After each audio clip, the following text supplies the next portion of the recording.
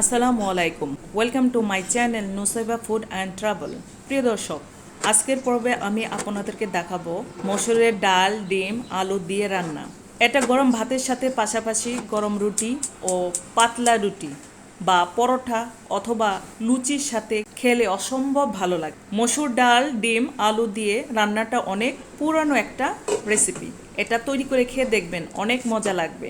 এই মজাদার রেসিপিটা বাসায় তৈরি করে দেখতে পারেন। তাই এই রান্নাটা আমি শেয়ার করলাম আপনাদের জন্য। রেসিপিটা সিম্পল, কম ইনগ্রেডিয়েন্টস দিয়ে তৈরি, কিন্তু খেতে অসম্ভব ভালো লাগবে। এই রেসিপির জন্য লাগবে আলু, বড় যে হরেন আলু অথবা ডায়মন্ড আলু, তার একটা বড় আকারের অথবা মিডল আকৃতির দুইটা অথবা তিনটাও দিতে পারেন। সাথে দিয়ে নিচ্ছি মসুরের ডাল হাফ কাপ।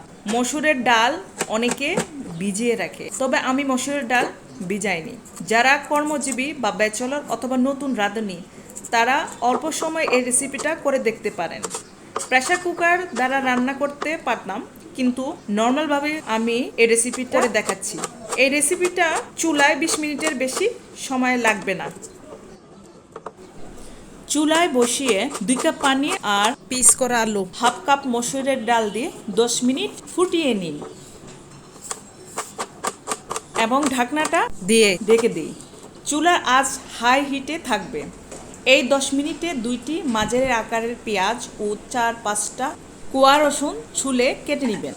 10 মিনিট পর ফিরে আসি। 10 মিনিট পর পানি শুকিয়ে আসলে তার মধ্যে পরিমাণ মতো লবণ দিয়ে ডাল ঘুটনি অথবা একটি গ্লাস দিয়ে আলুর ডাল পাতলা করে বা ভর্তা আকারে করে নিতে পারেন, অথবা ঠান্ডা হলে হাত দিয়ে মিশিয়ে নিতে পারেন। আমি একটি গ্লাস দিয়ে ম্যাশ করে নিয়েছি। 1 কাপ অথবা 1.5 কাপ পানি দিয়ে ম্যাশ করা আলু ডাল পানির সাথে মিশিয়ে চামচ দিয়ে নেড়ে নিচ্ছি। 4-5টা কাঁচামরিচ ও অল্প পরিমাণ পেঁয়াজ কুচি ও হাফ চা চামচ হলুদ দিয়ে আলু ও ডালকে চামচ দিয়ে মিশিয়ে নিন। এরপর একটি ঢাকনা দিয়ে 5 থেকে 7 মিনিটের জন্য ঢেকে দেন। পেঁয়াজ কুচি ও বিলাতি ধনেপাতা ও লবণ দিয়ে ডিমটা ফেটে নিন। অন্য চুলায় একটি কড়াই বসিয়ে দিবেন। কড়াই গরম হলে তেলটা ঢেলে দিবেন। তেলটা গরম হলে ডিম ভাজি করে নেবেন। ডিমটা এক সাইড ভাজা হলে হোল্ড করে নিন। হোল্ড করা হলে ডিমটাকে চামচ দিয়ে 3 ভাগ করে নিন এবং একটু ভাজা ভাজা করে নেবেন। ভাজা ভাজা ভালো হলে খাবারটা অনেক টেস্ট হয় এবং ডালের সাথে ভালো করে মিশে যায়। সেই 3 ভাগওয়ালা ডিম ভাজা ডিমটাকে ডালের মধ্যে ছেড়ে দিয়ে 2 মিনিটের জন্য রেখে দেন। ডিমটা ফেলে ফুটে উঠবে। ডিম ভাজা কড়াইয়ের মধ্যে পেঁয়াজ কুচি, রসুন কুচি ও বিলাতি ধনেপাতা, হাফ চা চামচ জিরা, হাফ চা চামচ কালো জিরা ও হাফ চা চামচ পাঁচফোড়ন দিবেন।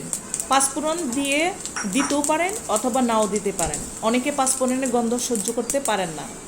তারপর সব উপকরণ কিছুক্ষণ ভেজে ডাল, আলু ও ডিমকে সব উপকরণ দিয়ে বাগার দিয়ে নিন।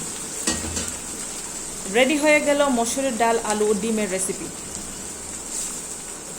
পরিবেশন করুন গরম গরম ভাত, সাদা রুটি, পরোটা, লুচি দিয়ে। ভিডিওটি ভালো লাগলে লাইক, কমেন্ট, সাবস্ক্রাইব করবেন। ধন্যবাদ আমার পাশে থাকার জন্য।